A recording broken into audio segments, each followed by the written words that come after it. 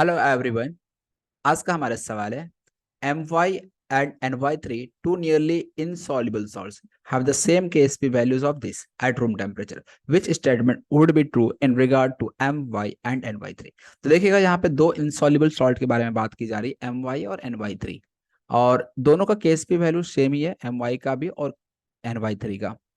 Which statement would be true in regard to My and ny3? तो यहाँ पे बताना My और ny3 के रिगार्डिंग स्टार में से कौन सा स्टेटमेंट ट्रू है। तो एक एक करके हमें चारों ऑप्शंस को पढ़ना पड़ेगा। तो चलिए वन बाय वन स्टार्ट करते हैं। सबसे पहले ऑप्शन की हम बात करें, the molar solubility of My in water is less than that of ny3। तो यहाँ पे मोलर सॉल्युबिलिटी की बात की जा रही है। तो सबसे पहले यदि हम My को आयनाइज करते हैं, वाटर में डिसॉल्व करते हैं, तो ये आपका ब्रेक हो जाएगा M plus and Y minus में। और यदि हम My की सॉल्युबिलिटी को S मान ले तो ये S ही S आ जाएगा। Ksp की वैल्यू जो है दोनों के लिए सेम है, तो S इंटू एस यानी S स्क्वायर हो गया ये। और Ksp का वैल्यू यहाँ गिवन है 6.2 इंटू 10⁻⁻13। एस स्क्वायर का वैल्यू ये आ रहा है। तो S की वैल्यू की बात करें तो ये हो जाएगा स्क्वायर रूट ऑफ 6.2 इंटू 10⁻⁻13। इसे यदि मैं पॉइंट को हटा के यहाँ 10 कर दूं तो ये √62 हो जाएगा इनटू 10⁻, ये आपका हो जाएगा -14 बन जाएगा। और ये -14 को जब बाहर निकालेंगे तो ये -7 आ जाएगा। तो सॉलिबिलिटी का जो वैल्यू आ रहा है वो इतना आ रहा है। जबकि ny3 के लिए यदि मैं बात करूं, ny3 के लिए बात करूं तो n पे +3 मानता हूं तो y पे ये 3y माइनस आ जाएगा।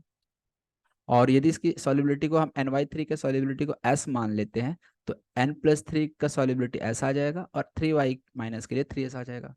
Ksp का एक्सप्रेशन यदि हम लिखे तो ये आएगा s इंटू 3s का होल क्यूब। ये कैसे आ रहा समझ आ रहा होगा, 3y माइनस है, इसका होल पावर 3 हो जाएगा, तो इसलिए यहाँ पे ये आ गया। s इंटू 3 का क्यूब 27 होता है s क्यूब। और Ksp का वैल्यू आपका सेम ही रह जाएगा इसके लिए भी। यहाँ से s into S cube S4 हो जाएगा। और ये 27 आपका Ksp के नीचे आ जाएगा। Ksp का वैल्यू फिलहाल है 6.2 इंटू 10⁻⁻30, ये बाई 27। यदि s के वैल्यू की हम बात करें तो s का वैल्यू यहाँ से आ जाएगा, ये s इक्वल टू आ जाएगा, ये हमें डिवाइडेड बाय 4 करना पड़ेगा। तो ये 6.2 बाई 27 इंटू 10⁻, ये -13 है, और इसका हमें करना होगा पावर 1/4। एक काम करता हूँ मैं, यहाँ पे 10⁻⁻13 को मैं 10⁻⁻12 बना देता हूँ। जब -12 बनाऊंगा तो ये 62/27 हो जाएगा, होल टू द पावर 1/4। और ये 10⁻⁻12 बन जाएगा, 4 से डिवाइड करेंगे तो ये आपका बन जाएगा -3। ठीक है, तो ये वैल्यू आएगा सॉलिबिलिटी। ये आप मैथ से भी कर सकते हो। तो देखो यहाँ पे सॉलिबिलिटी जो ny3 का आ रहा है, जो s का वैल्यू सॉलिबिलिटी का वैल्यू आया वो इस ऑर्डर में आ रहा है, 10⁻³ ऑर्डर में आ रहा है। जबकि इसका जो सॉलिबिलिटी का जो ऑर्डर है वो 10⁻7 का ऑर्डर है। तो यहाँ पे सॉलिबिलिटी किसकी ज्यादा है आप देखकर बता सकते हो। तो ये जो ny3 का सॉलिबिलिटी है काफी बड़ा है, -3 ऑर्डर में है, जबकि ये -7 है, तो ये काफी छोटा है। तो यहाँ पे पहला ऑप्शन जो molar solubility of My in water is less, क्या ये लेस है? बिल्कुल बात सही है, लेस है देन दैट ऑफ ny3 का सॉलिबिलिटी तो काफी ज्यादा है। तो इसलिए स्टेटमेंट 1 जो है आपका ट्रू हो जाएगा। सवाल की बात करें तो विच स्टेटमेंट वुड बी ट्रू, आपको यही बताना, तो आंसर तो मिल चुका है। बाय द वे हम ये भी देख लेते हैं कि बाकी के जो option B C and D है ये गलत क्यों है। तो बी की हम बात करते हैं, तो एक काम करते हैं, इसे मैं रफ कर देता हूँ यहाँ पे।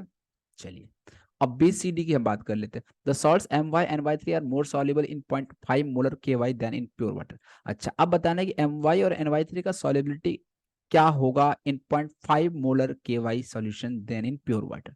तो देखते हैं, जब My को हम अब वाटर में ना डिजोल्व करके हम इसको KY सॉल्यूशन में डिजोल्व कर रहे हैं, तो ऐसे में होगा क्या, M+Y-। सॉल्युबिलिटी यदि हम इसको S मान ले तो ये S आएगा, ये S आएगा। लेकिन यहाँ पे 0.5 मोलर KI है, KY है, तो यहाँ से Y माइनस भी आएगा, कॉमन आयन, और ये कॉमन आया 0.5। यदि हम KSP की वैल्यू की बात करें तो ये S इंटू एस प्लस 0.5 हो जाएगा। अच्छा, यदि यहाँ पे ये KY ना हो के वाटर होता तो ऐसे में कॉमन आयन तो नहीं आता, तो ये केवल S ही रहता।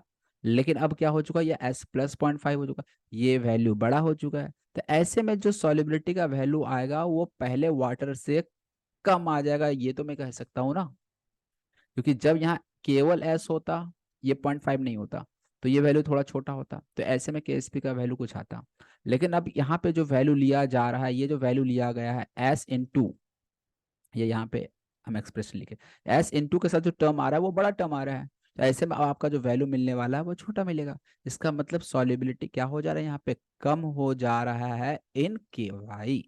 सेम चीज आप एन वाई थ्री के साथ भी दे सकते हो, एन वाई थ्री के साथ भी एन प्लस थ्री हो जाएगा और ये three Y minus, solubility S, ये थ्री एस। लेकिन अगेन ये 0.5 मोलर की वाई सोल्यूशन है तो ये 0.5 एक्स्ट्रा आ जाएगा।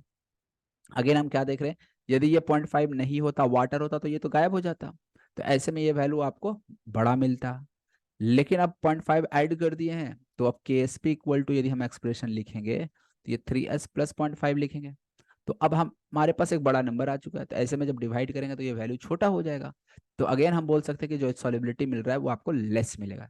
जबकि सवाल में बोला गया है salts of M Y N Y three are more soluble बोला गया है, जबकि इसकी सॉलिबिलिटी तो कम हो जा रही है, तो ये स्टेटमेंट आपका फॉल्स हो जाता है।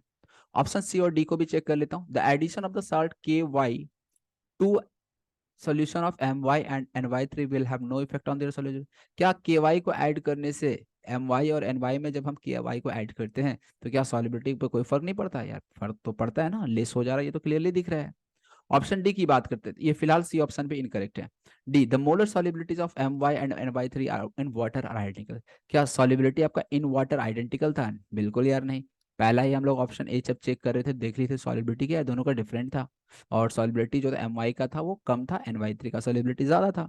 तो यहाँ पे तो बोल रहा है आर आइडेंटिकल, ये भी बिल्कुल यार पूरी तरह से गलत हो गया। तो इसलिए इस क्वेश्चन का सही जवाब क्या हो जाता है, option A. Hope you understand this question. Thank you for watching video.